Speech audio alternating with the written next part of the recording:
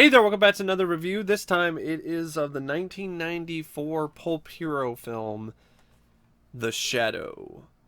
Who knows what evil lurks in the hearts of men? The Shadow knows. The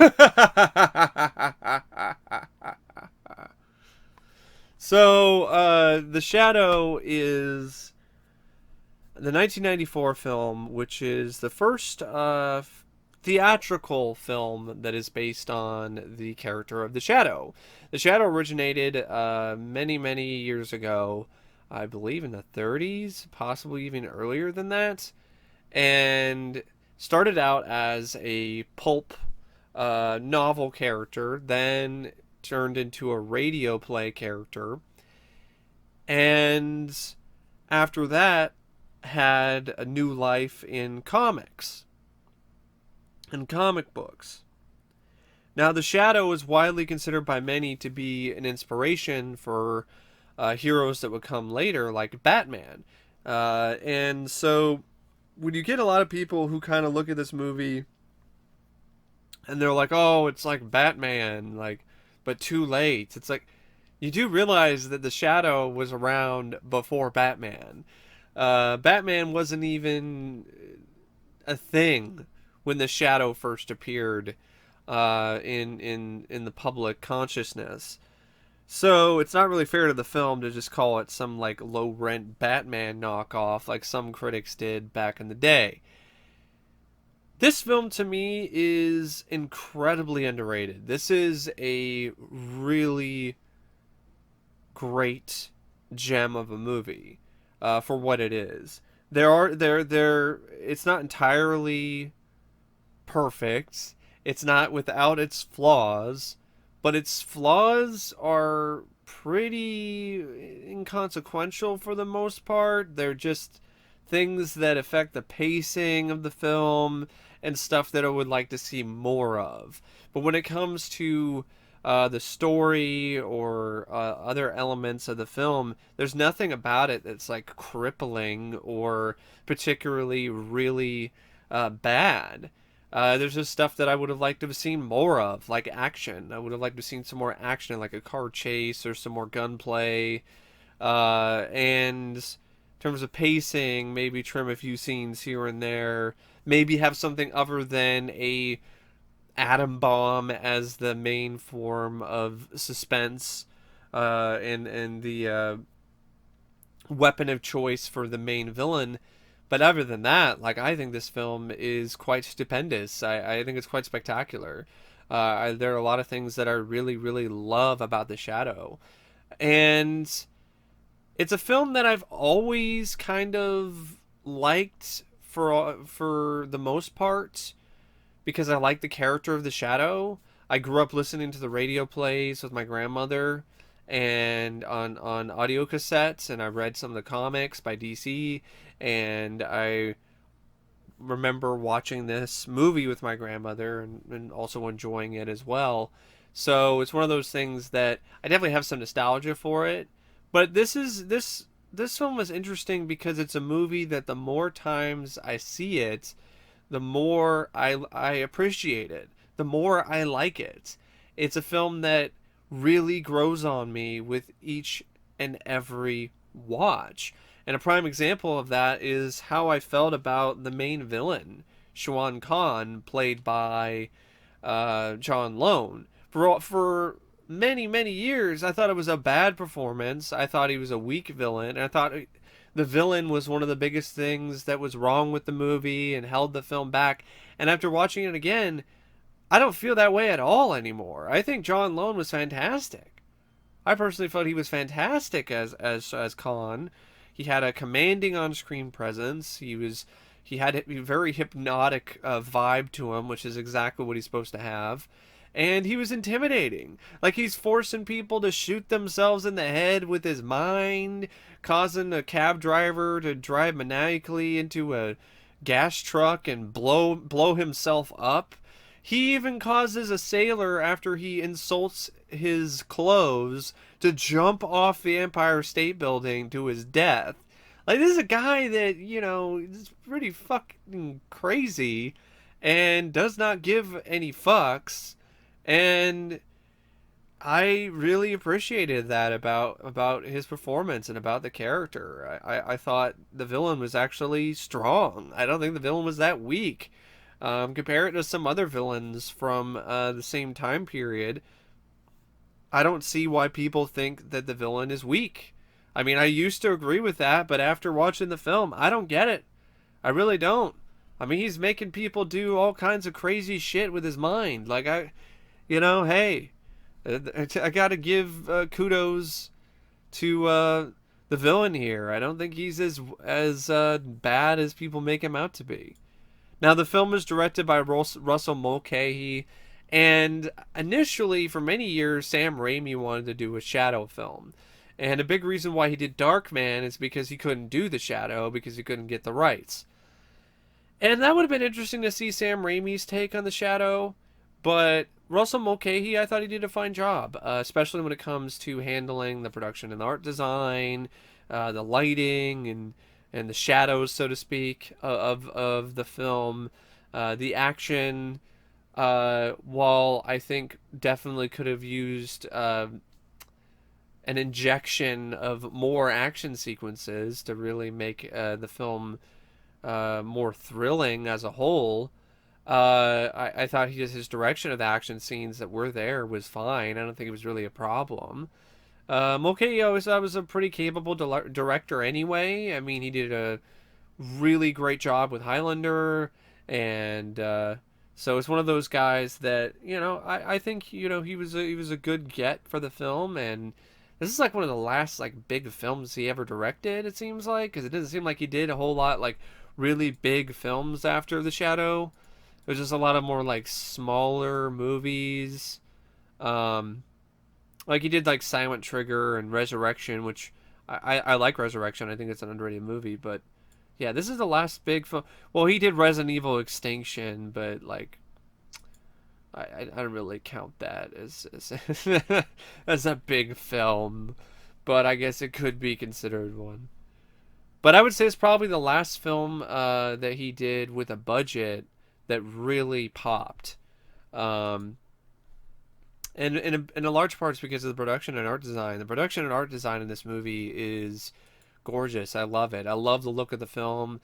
It recreates the look and feel of sets from like the 30s, like films from this flat sort of static look from films from like the 30s and 40s, but also adds in contemporary elements from the 90s and mixes them together in a very unique way. I know there are a lot of people who have criticized the film for looking flat. Well, that's kind of the point, but there's more to it than just that, and I really appreciated it. So, and it does a great job recreating the time period and all of that. When it comes to like the different sets and the different costumes and even the cars that people drove, and I really love stuff too, like the way that the shadow communicates with people through this pneumatic tube system. I thought that was really unique and a lot of fun. And I mean, the costume design for the shadow was definitely a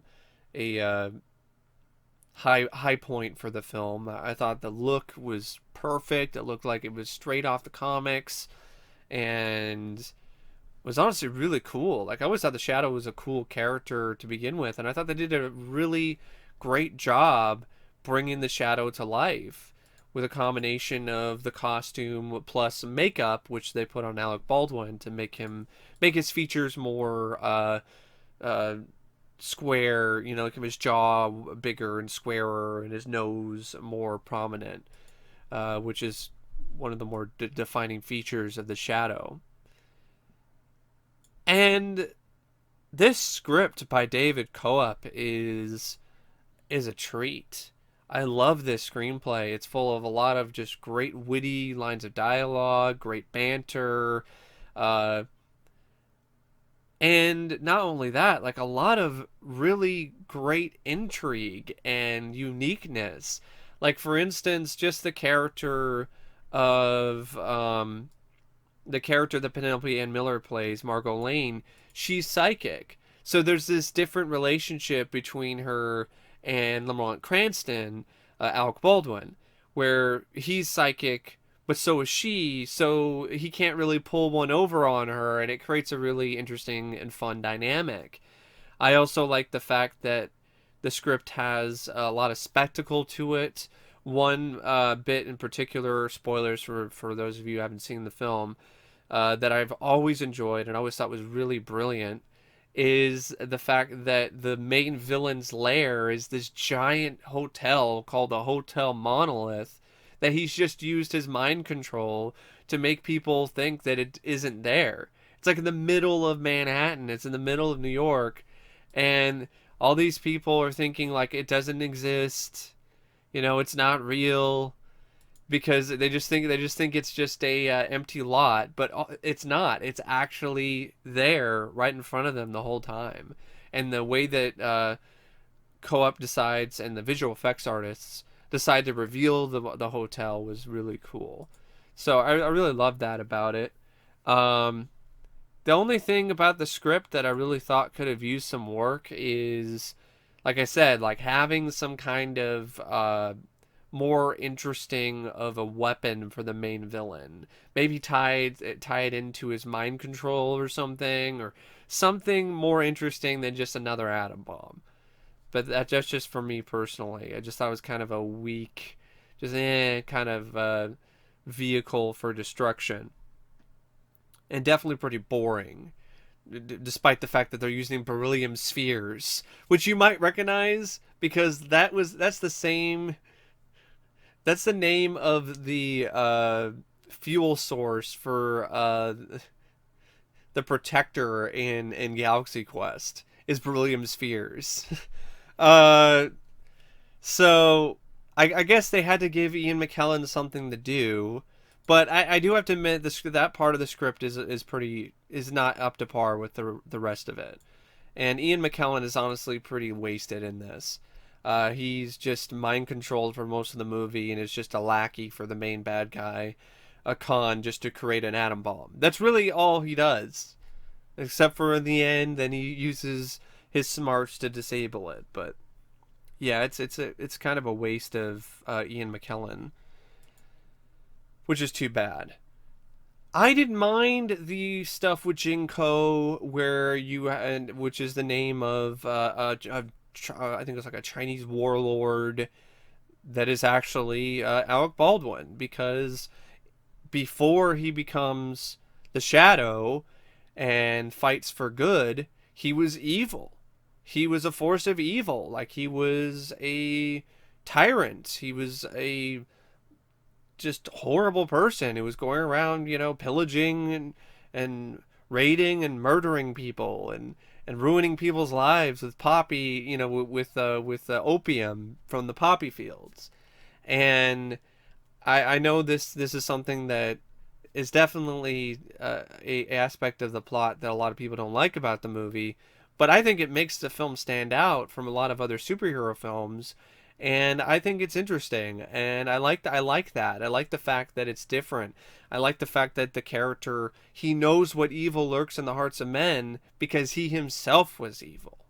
And so the film, when he's a shadow, it's him redeeming himself and trying to get rid of that dark side. It's always going to be there, but he's trying to change his ways, and I appreciate that. It makes it for a very troubled but also very intriguing character.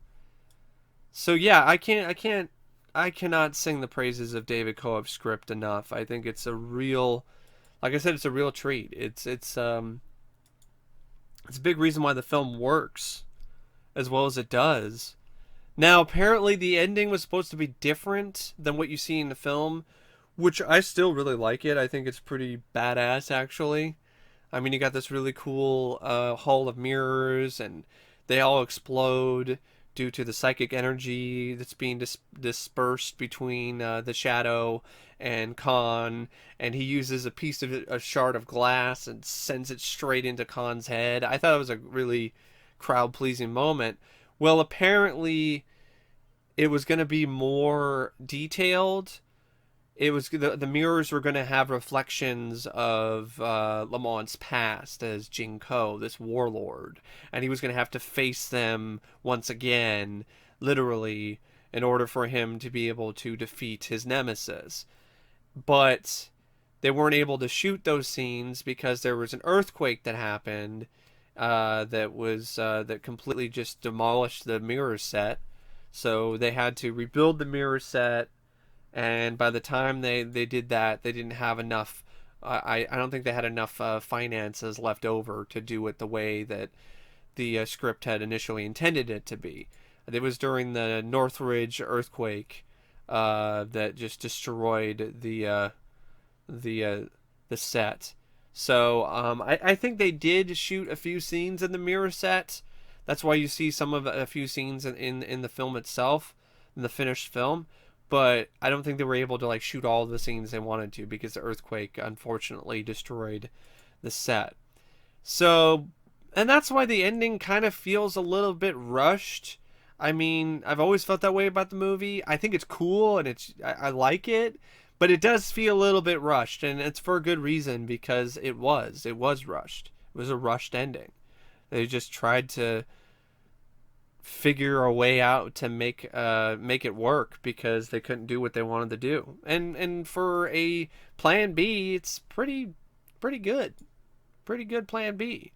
Um the cast in this I also think is quite good. I think good is probably an understatement. I think the cast is great. I think it's a fantastic cast.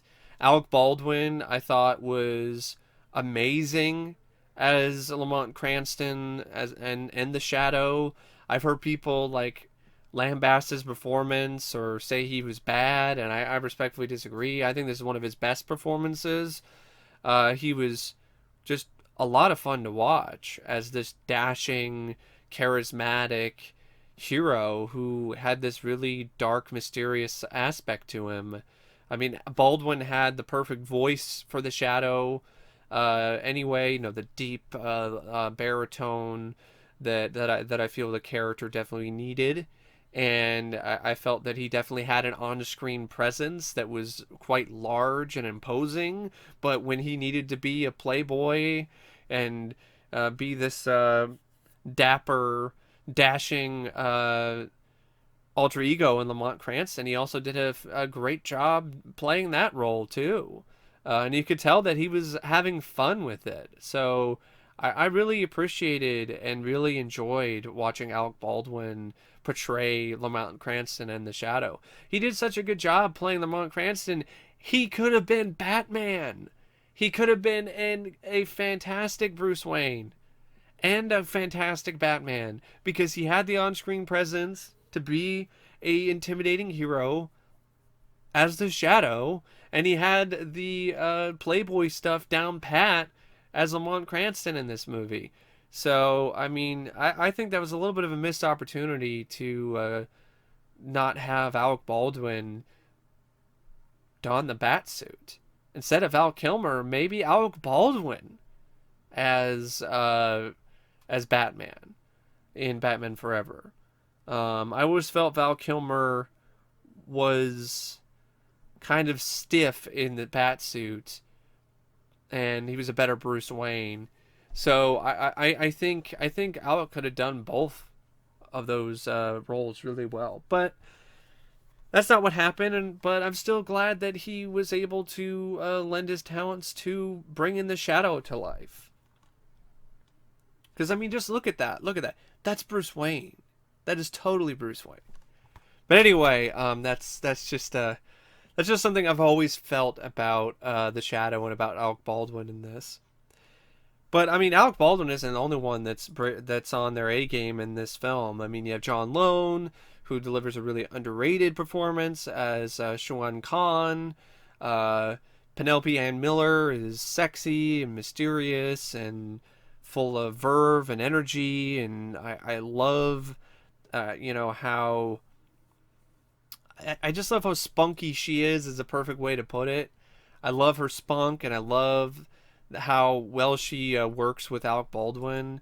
Her and Alec have really great chemistry in this. Peter Boyle's fun as cab driver named Mo, who helps the Shadow and drives him around. That's another interesting aspect of the story and of the character, is that if the Shadow saves you, then you become an agent of the Shadow. Like if he asks you for your help, you you help him. Which I know some people think that, oh, well, it's like you're a slave to the Shadow, but I know, and believe me, initially I kind of felt similar, but I don't feel the same way anymore, because it just makes for a really more unique dynamic between, between the hero and their um, helpers, so to speak. So Peter Boyle, I always enjoy Peter Boyle, so it's really nice it's always nice to see him. So he did a good job in this. Ian McKellen, he did a good job with what he was asked to do, but it wasn't much. Tim Curry is chewing the scenery, but I love it. He's a lot of fun as this just sleazy, just piece of shit, Farley Claymore. Um, you also have Jonathan Winters, who plays Rainwright Barth, who is like, I think he's like a police chief that works with. Well, he doesn't necessarily work with the Shadow. He just he has a relationship with Lamont Cranston, and you have a few other actors and actresses, but no one really that big in terms of the cast, other than maybe Sab Shimono, who plays Dr. Roy Tam. James Hong is also in it in a bit role.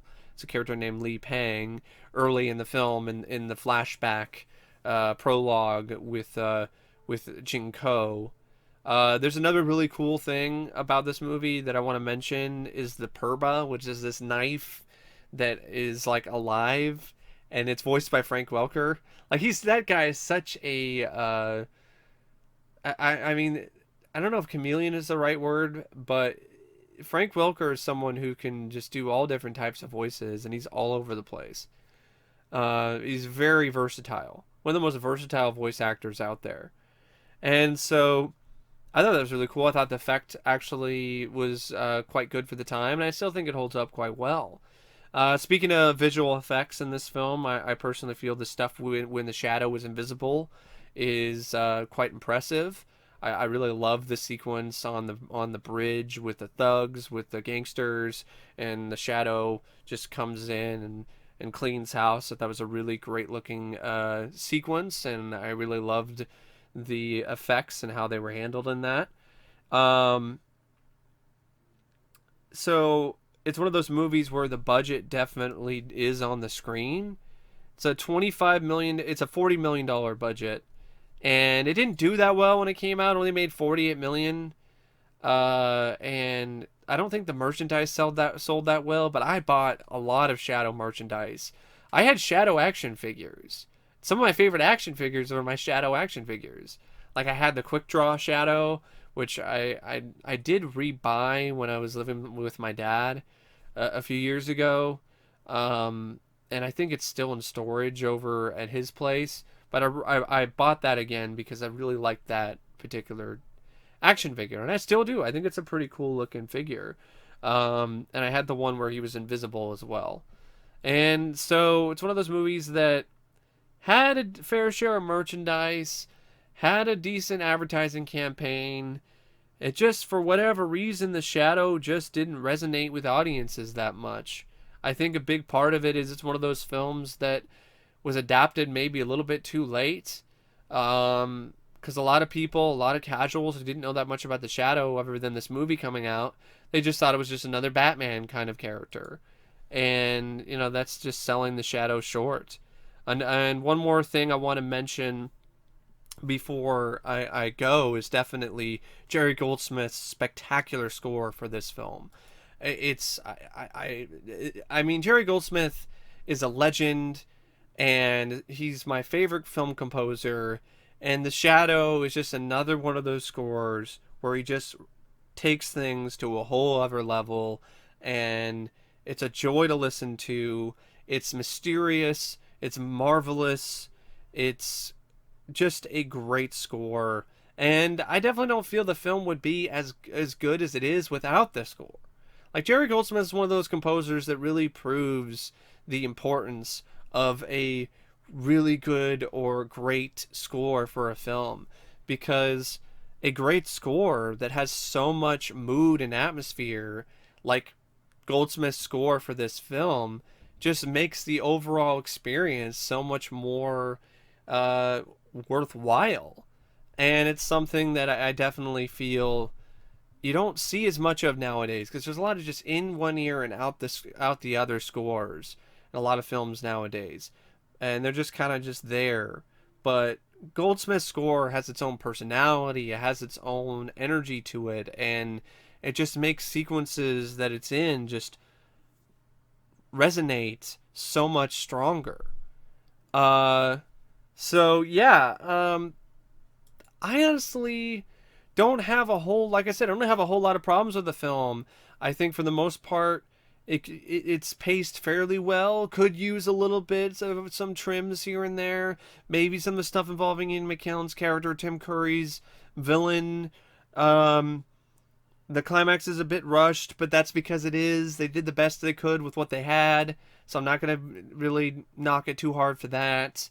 Uh, would have liked some more action, some more gunplay. I do appreciate that it definitely does really try to get the most out of the PG-13 rating. Like, it does have a harder edge to it. It does have a it doesn't have a darkness to it that definitely fits the character. I think an R rating probably would have made it possibly even stronger, because I think the Shadow is a character that I think could really benefit from that, in terms of just really just making the world around him so much more dark and scary.